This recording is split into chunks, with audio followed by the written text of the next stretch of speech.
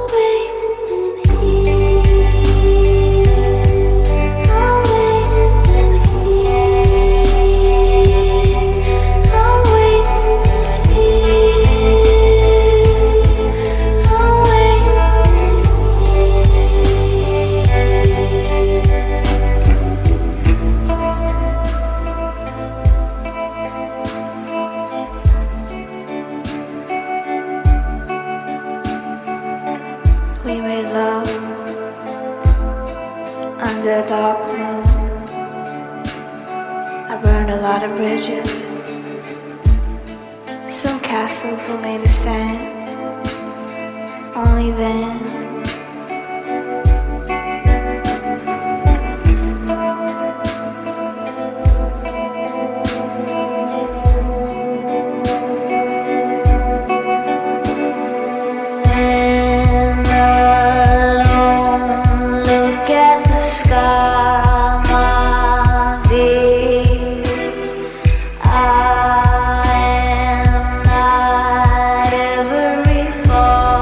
Falling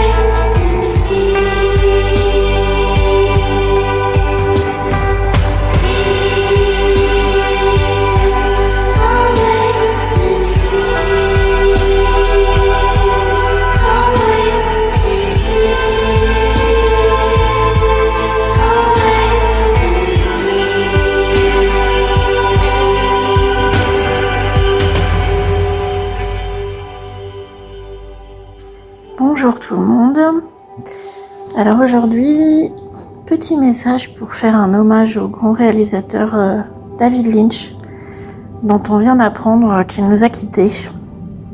Alors je sais pas si c'est un crabe, mais saloperie de crabe, franchement, à faucher tous les gens qu'on aime, tu nous gonfles. Bref. Petit hommage à David Lynch avec trois petites anecdotes, 3 choses que j'ai vécues en rapport avec lui. Alors on revient à 1985, je suis en 4e, j'ai 13 ans, je regarde Temps X, vous le savez déjà, le samedi, et dans Temps X on fait une super pub, une super promotion du film Dune de David Lynch. Et moi à ce moment-là je suis à l'internat. Et à l'internat, je peux pas aller voir Dune, c'est trop juste. Donc j'attends les vacances scolaires suivantes, qui sont les vacances de Pâques de mon année de 4e. Et alors du coup, comme ça fait quelques semaines que le film est sorti, il ne passe que dans un cinéma à Montparnasse. Et à cette époque-là, j'ai 13 ans, j'habite pas Paris, et je ne connais pas encore les multiples sorties du métro Montparnasse. Sachez-le, y a de quoi vraiment se perdre. Mais maintenant, je peux écrire un guide, je les connais toutes, je sais combien il y a de marches à chacune. Mais à l'époque, je sors à la mauvaise sortie. Et pour ceux qui connaissent, je me retrouve dans le 15e de l'autre côté. Et c'est pas du tout là où il y a le cinéma. Et à cette époque préhistorique pour les jeunes, pas de Google Maps. Juste moi, mon cerveau et les gens dans la rue pour arriver au cinéma Les 7 Parnassiens qui est totalement de l'autre côté. Donc je demande, je me débrouille, je finis par trouver et j'arrive en retard dans la salle. Et c'est très important, je ne connais pas l'histoire de Dune et j'arrive après l'introduction de la princesse Irulan qui explique tout le contexte. Donc je vois Dune, je tombe amoureuse de Karen MacLachlan évidemment, mais je ne comprends rien. Du tout à ce premier film de David Lynch que je vois. Il faudra attendre 5 années supplémentaires et que je décide de mettre à lire Dune un mois avant le bac. Non mais quelle idée, parce que scoop, j'ai pas beaucoup révisé du coup, pour comprendre cette histoire et regarder le film de David Lynch. Alors il fait un peu carton-pâte, tout ça, mais moi je garde une petite tendresse pour lui parce que c'était la première fois que j'allais toute seule dans Paris voir un film de science-fiction dont j'avais vu la promotion dans Temps X. Voilà pour ma première anecdote. Alors, deuxième petite anecdote, on va aller en juin 91, au printemps 91. Alors à cette époque lointaine où sachez les jeunes qu'on n'avait que 6 chaînes de télé, et encore 5 quand on n'était pas abonné à Canal+. Et au printemps 91 est arrivé sur la 5 un programme dont tout le monde parlait au journal télévisé, c'était Twin Peaks. Alors ça avait commencé en avril, en fait moi j'avais pas vu, parce que j'étais en première année de médecine et que j'avais le concours à préparer, mais j'avais entendu parler que c'était génial et donc j'avais enregistré sur des cassettes VHS les épisodes sur la 5 et une fois que j'ai eu passé mon concours, j'ai binge-watché, à l'époque ça n'existait pas, toute la première saison de Twin Peaks, enfin en tout cas la première saison jusqu'en juin. Et en juin, ma mère quittait Paris. Et pour faire ma deuxième année de médecine, mon année de fac suivante, il fallait que j'emménage dans un studio pour étudiants. Et le deuxième souvenir que j'ai de Twin Peaks de David Lynch, c'est que j'avais binge-watché, évidemment. On ne savait pas avant le dernier épisode qui avait tué Laura Palmer. Pas du tout. Et donc, je venais de déménager, il y avait un tas de cartons dans mon appartement. Et mon idée, ma seule idée, mon obsession en arrivant dans cet appartement, c'était de brancher ma petite télé de 50 cm sur 50, de faire les branchements toute seule pour la première fois, parce que le soir, je savais qu'il y avait le dernier épisode de Twin Peaks et que on allait savoir qui avait tué Laura Palmer. Et que même, je me souviens qu'à la fin du journal télévisé, ils avaient annoncé qu'ils diffusaient Twin Peaks. Alors il n'y avait pas de replay à l'époque, fallait pas louper sa série. Et j'étais sur mes cartons, mais j'avais branché ma télé pour regarder ce dernier épisode de Twin Peaks sur la 5. Alors imaginez-vous quand même que c'était exceptionnel comme série. Les séries qu'on avait avant à la télé, on avait des séries policières, mais des séries avec une identité, une atmosphère. Le FBI qui enquête pensait que c'était avant X-Files, donc les gars en noir à cravate qui arrivent dans l'Amérique profonde pour enquêter sur des phénomènes paranormaux, c'était quelque chose de très très très très nouveau et original. Donc je me souviens très très bien de cette diffusion de cette série Twin Peaks. Voilà pour ma deuxième petite anecdote. Alors ma troisième anecdote concerne un autre film de David Lynch qui est Blue Velvet.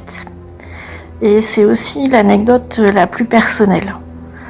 Donc effectivement, avec Twin Peaks, je m'étais déjà intéressée au cinéma de David Lynch. Et là, je sais plus exactement la date, mais ça devait être, je devais vivre dans mon appart depuis 1 ou 2 ans.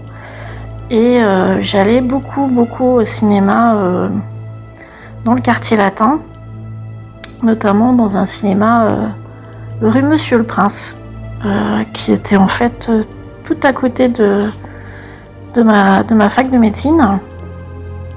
Et il faisait des rediffs de vieux films et je sais pas pourquoi, un jour je vais voir Blue Velvet sans trop savoir de quoi ça parle. Je sais juste qu'il y a Kyle MacLachlan dedans et il y a Isabella Rossellini, la fille d'Ingrid Bergman. Et je suis déjà un peu attachée à cette actrice parce qu'en fait j'ai lu la biographie d'Ingrid Bergman. Et dans cette biographie d'Ingrid Bergman, qui est donc la maman d'Isabella Rossellini, elle raconte comment elle, en tant que mère, elle a vécu l'opération du dos de sa fille.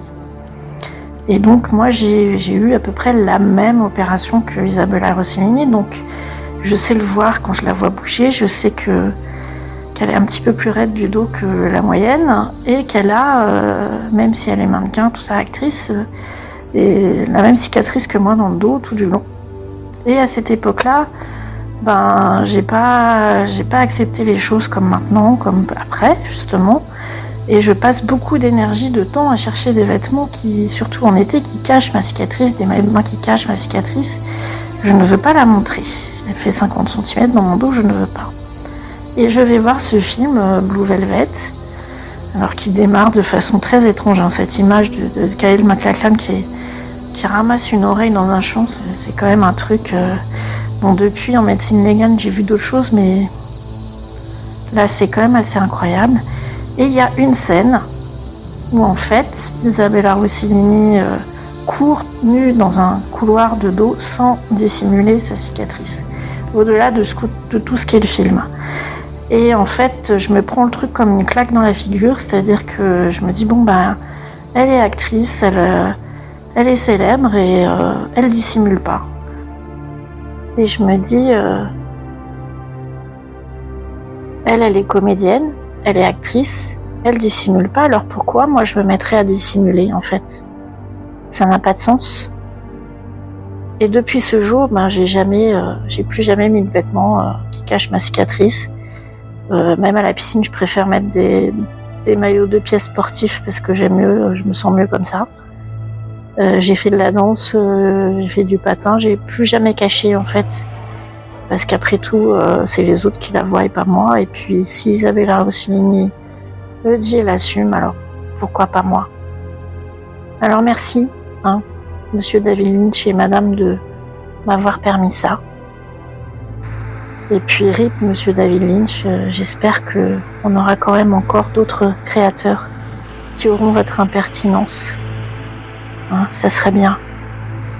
RIP l'ami.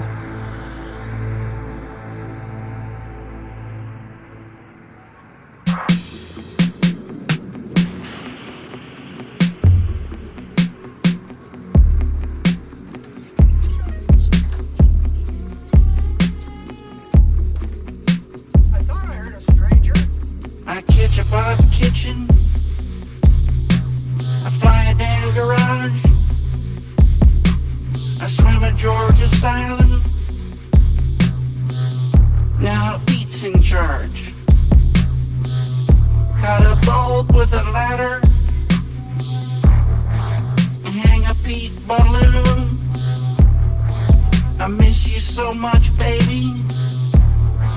I hope you come back real soon. Real soon.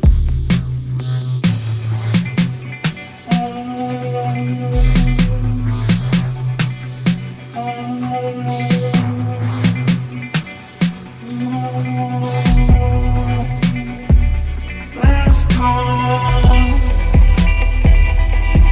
Time, gentlemen, please. Last call. Time, gentlemen, please.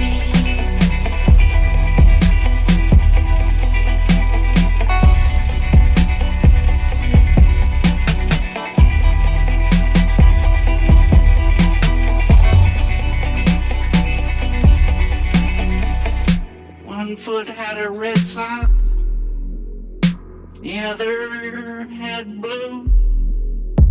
It's Tuesday, baby. Where are you?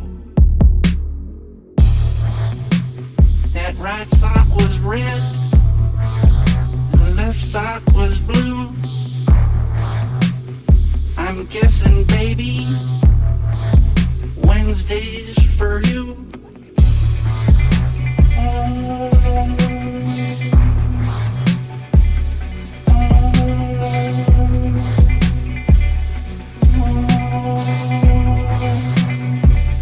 Last call. Time, gentlemen, please. Last call. Time, gentlemen, please.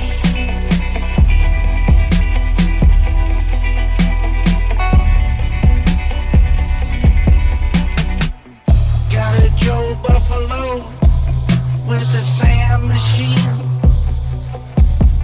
Gonna pin that monkey and we'll give it to Gene. Got a Gordy Kazoo and a Bill Piccolo. It's Thursday, baby, and I miss you so. Missed you so.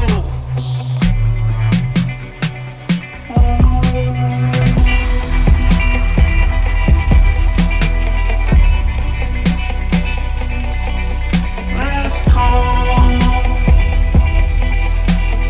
Time, gentlemen, please. Last call. Time, gentlemen, please.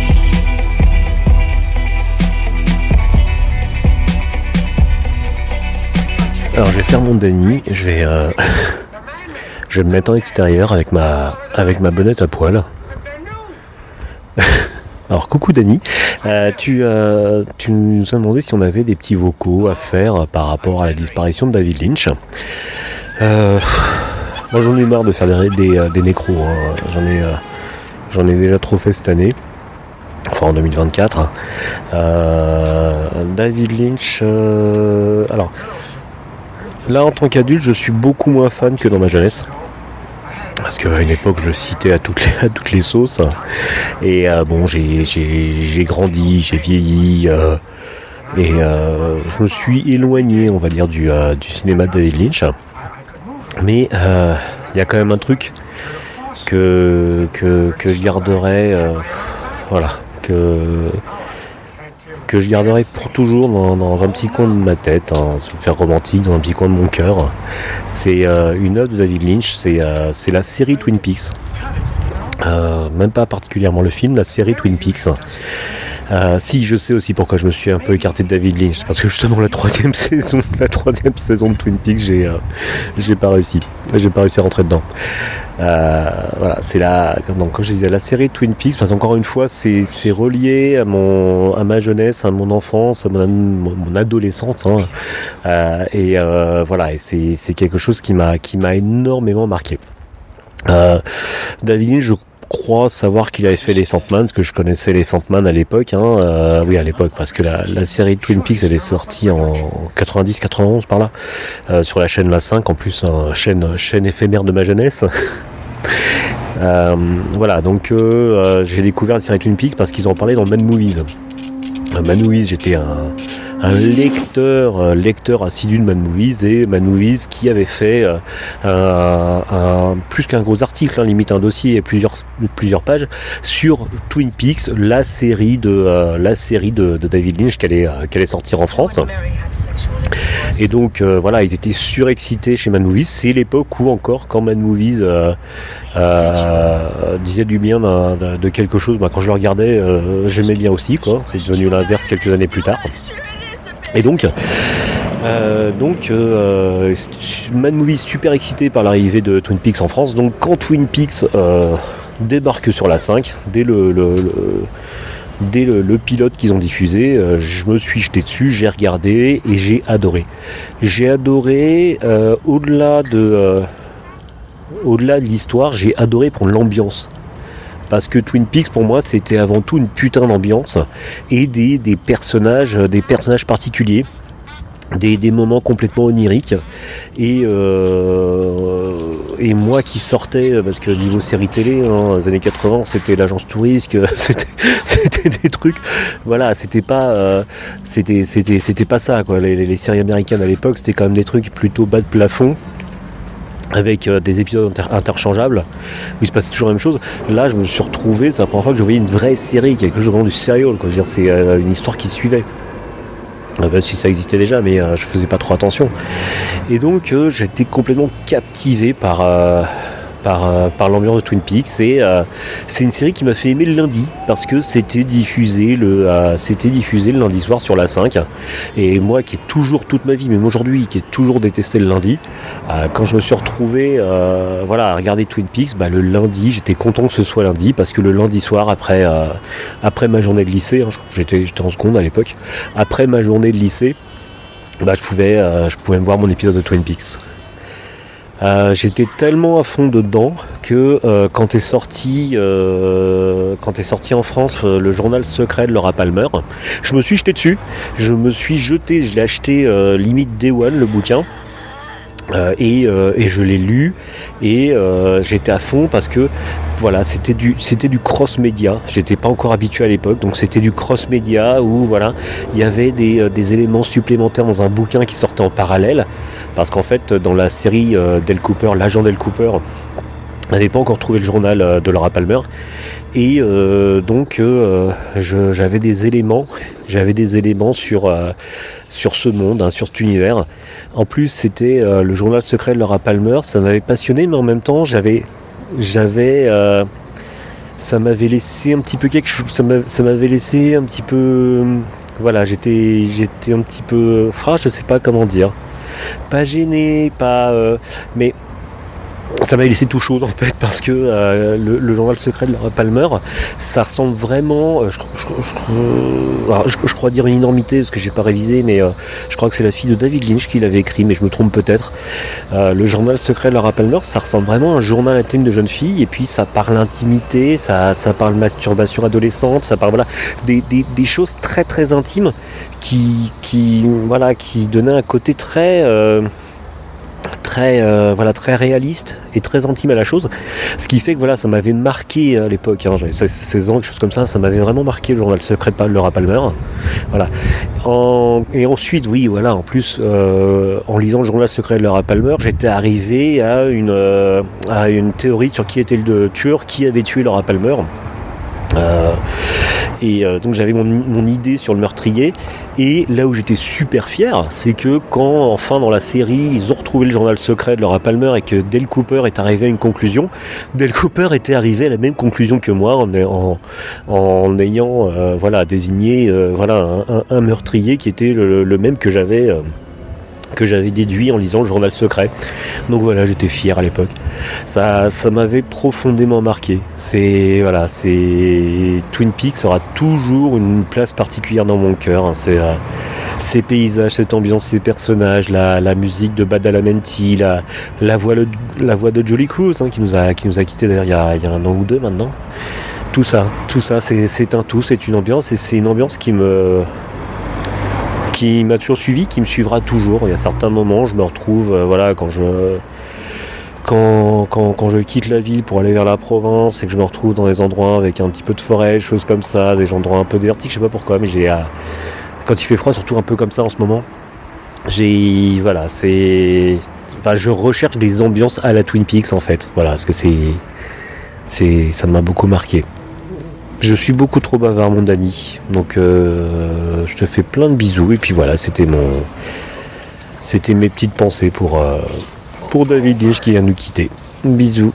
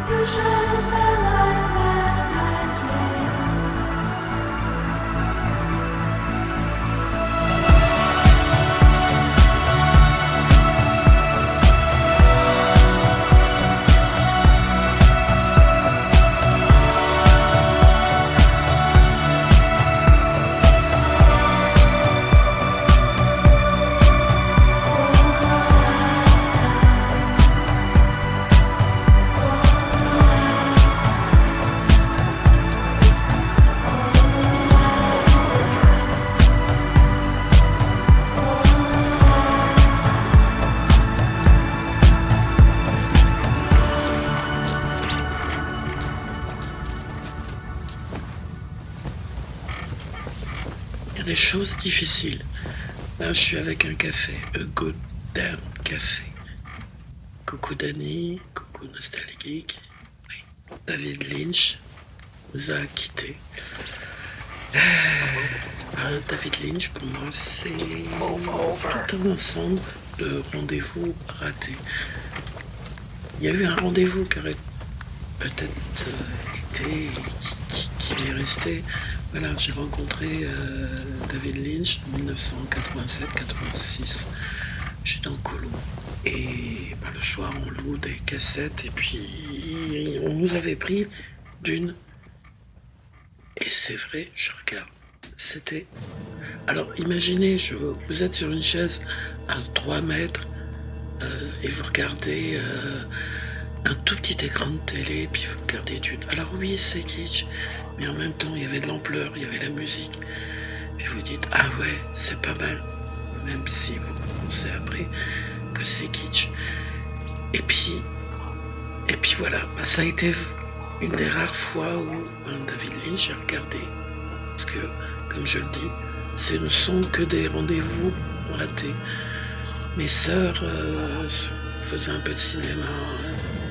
Elles m'ont parlé des Razorhead, elles ont été voir, elles m'ont dit j'ai pas vu.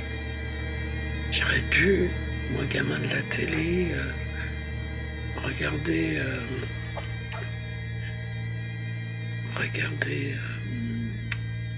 et voilà, je cherche mes mots, regarder Twin Peaks, et puis voilà, dans l'Est, j'avais pas la 5, et n'ayant pas la 5, je suis passé à côté de cet événement qu'était Twin Peaks. En fait, j'avais pas vraiment ne pas à la 5 parce que ça voudrait dire que je vous mens depuis des années. Entre geeks.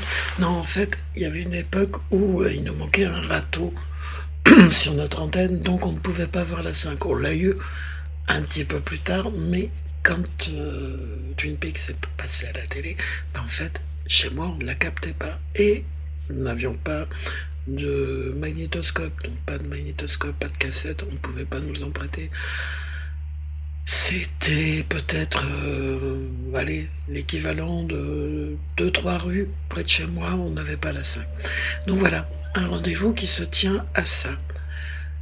Un autre rendez-vous que j'aurais pu me dire, je vais à une époque, une époque j'allais dans les cinémas, c'était les soirées culture, vous aviez pop culture, vous aviez 4 films. Donc vous preniez votre place de cinéma, vous aviez 4 films dans la nuit. Vous payiez 3 francs 6 sous et c'était vraiment la nuit. Alors il y avait des films de genre, il y avait des trucs. J'en ferai peut-être un jour un autre geek pour vous raconter telle ambiance. C'était un peu notre soirée nanar à nous, enfin notre soirée nanarland à nous du côté de Thionville. Bon, là il y avait une soirée là, mais c'était pas c'était Firewalk With Me, donc c'était pas un nanar. Je peux pas dire que c'était un nanar, mais il l'avait mis le 3e film de la soirée. Donc il y avait 4 films, 3e film de la soirée. Je vous laisse imaginer, vous êtes déjà pris 2 films dans la cafetière et je travaillais. Et c'était un samedi, j'étais crevé et voilà. Quand je parle de rendez-vous raté avec David Lynch, je me suis endormi et honte pour moi, j'ai ronflé. Au jour d'aujourd'hui, je me dis, j'avais jamais vu, ou très peu vu, ou entreaperçu, vu des extraits où on m'en avait parlé de Twin Peaks, et je vais voir Firewalks With Me. Je crois que c'est logique que je me sois endormi. Voilà, donc encore une fois, un rendez-vous raté. Et puis des années plus tard, le truc qui est rigolo, c'est que avec mon ex de l'époque, c'était la bataille entre David Lynch et Peter Jackson. Elle ne jurait que par Mulholland Drive, longue histoire, et moi je ne jurais que par le Seigneur des Anneaux. Ah oui, bonjour le poncif. Et comme je vous le dis, comme c'est une ex, vous devinez bien comment ça s'est terminé. David Lynch a gagné et de mon côté, Peter Jackson a gagné. Voilà. Ça n'empêche que le jour où j'ai appris que David Lynch était disparu, ça m'a fait mal au cœur. Ça m'a fait bizarre parce que c'était quelqu'un qui peuplait notre pop culture depuis longtemps, dont on parlait. Le type, il avait l'air super sympa, mais voilà, rendez-vous raté sur rendez-vous raté. Alors, la bonne nouvelle, c'est que je me dis, maintenant qu'il est parti, les rendez-vous, je vais peut-être pouvoir les prendre et regarder ce qu'il a fait. Voilà. C'était le petit mot à Monsieur David Lynch. Sacré bonhomme, et puis je vais me boire a good damn café en son honneur. Au revoir.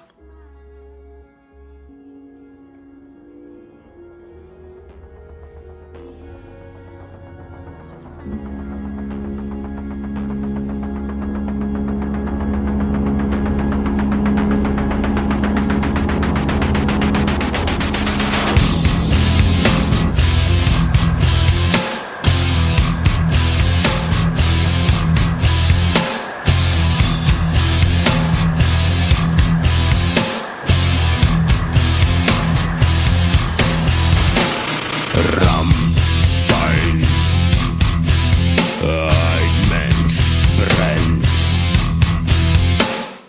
Rammstein, Fleischgeruch in der Luft.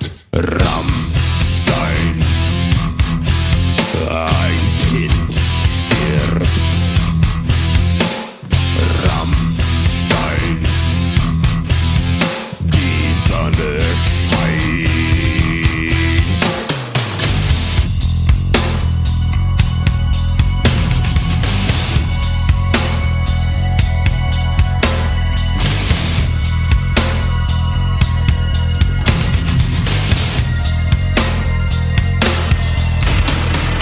Rammstein, ein Massengrab.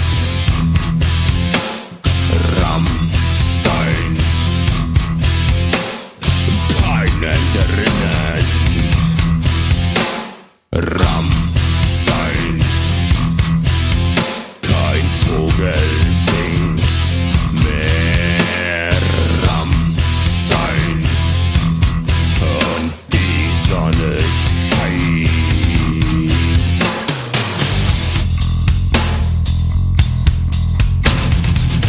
Galaxy Pop, la culture, un point c'est tout.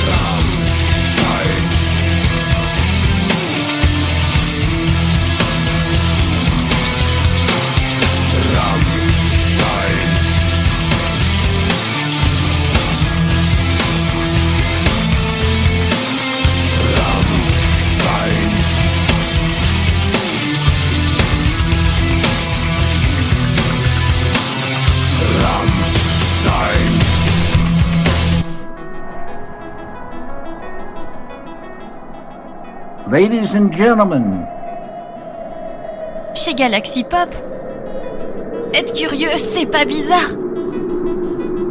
Viens, on va bien s'entendre.